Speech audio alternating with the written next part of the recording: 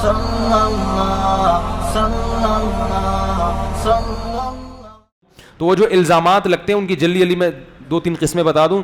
پہلا الزام کسی کی ذاتیات کے متعلق، چاہے وہ بیوی الزام لگا رہی ہو یا شوہر بیوی پہ الزام لگا رہا ہو، ان الزامات پہ کان دھرنے کی شریعت ہمیں اجازت، بولو نا بھائی، نہیں دیتی۔ ذاتی مسئلہ ہے بھائی، وہ جانے ان کا مسئلہ ہے۔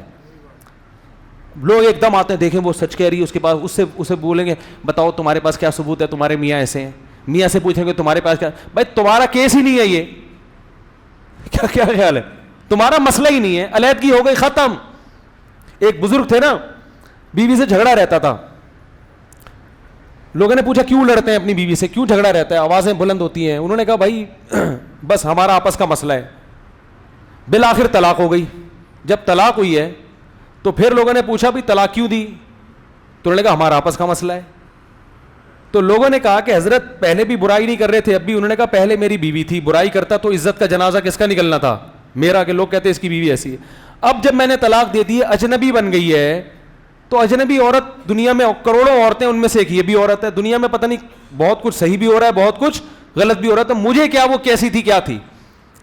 لیکن ہمارے قوم میں یہ سینس نہیں ہے، طلاق کی وجہ میں گھسیں گے، کیوں دی، جب گھستے ہیں تو پھر ظاہر ہے الزامات ایک دوسرے پر، بولو نا، لگتے ہیں، کیونکہ دونوں اپنی عزت بچانے کی کوشش کرتے ہیں۔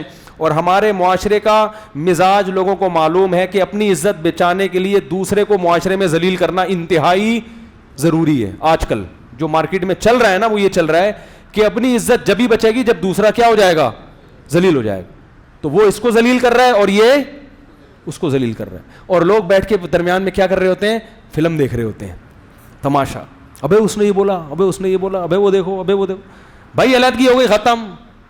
آپ خاتون سے بولو محترمہ جب آپ کی اس سے علیحدگی ہو گئی یا آپ اس سے طلاق چاہ رہی ہو تو طلاق لے کے علیحدگی اختیار کر لو۔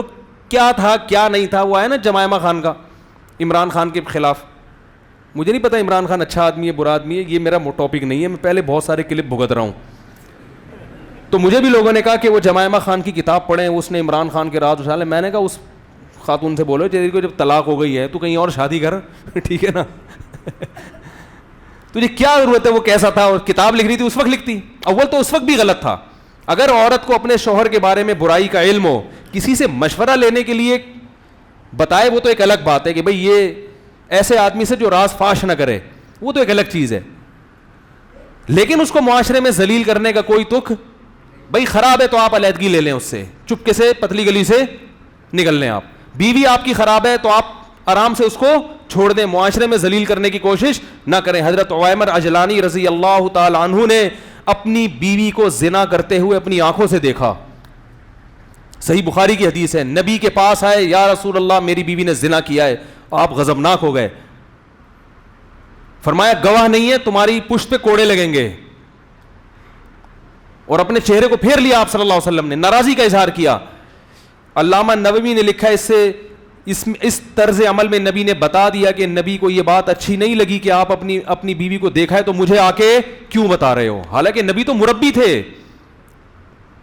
روحانی باپ تھے، روحانی باپ کو بھی اجازت نہیں دی جا رہی کہ اپنی بیوی کے زنا کے بارے میں آپ آ کے بولو بھائی بتائیں کہ یہ ایسی ہے۔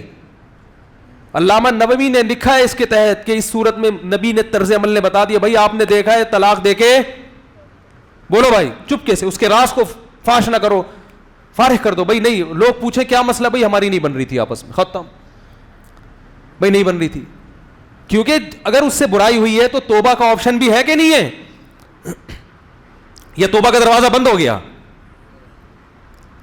بھائی آپ کو اعتماد ختم ہو گیا، عورت کو بٹھائے بولے بھائی دیکھو میں نے یہ دیکھا ہے، اب میں تم پہ الزام تم مل پہ الزام، اس سے بہتر ہے کہ ہم کیا کر لیں، کنارہ کشی اختیار کر لیں۔ اسی طرح خواتین اپنے شوہر پہ جو الزام لگاتی ہیں زنا کر رہا ہے فلانا کر رہا ہے، میں کہتا ہوں بھائی دیکھو کر رہا ہے برا کر رہا ہے، مشورے کے لیے آپ نے فون کیا، میں نام نہیں بتانے دیتا ان کو، اپنے شوہر کا نام میرے سامنے راز نہ فاش ہو کسی کا۔ ہاں کوئی بہت بڑا فسادی ہو معاشرے میں، کچھ اس طرح کے کچھ لوگ ہوتے ہیں جو مذہبی رہنما بن کے لوگوں کو الو بنا رہے ہوتے ہیں اور بہت بڑے پیمانے پر ان کا فساد ہوتا ہے، وہ ایک الگ چیز ہے، وہ تو پھر داڑھی رکھ کے ان کے تو داڑیاں انہوں نے جالی رکھی ہوئی ہوتی ہے نا، وہ تو معاشرے میں باقاعدہ فساد پھیلا رہے ہوتے ہیں، کوئی ایسا فسادی ہو تو ایک مشہور فسادی وہ ایک الگ چیز ہے. تو میں ان سے کہتا ہوں کہ بھائی آپ نے اپنے شوہر کو اگر اس کنڈیشن میں دیکھا ہے, یا تو برداشت کرو یا اس سے طلاق کا بولو بھائی مطالبہ. اس کو سیدھا تو کرنا بڑا مشکل ہے, یا تو پھڈا کرو, 3 ہی آپشن ہے.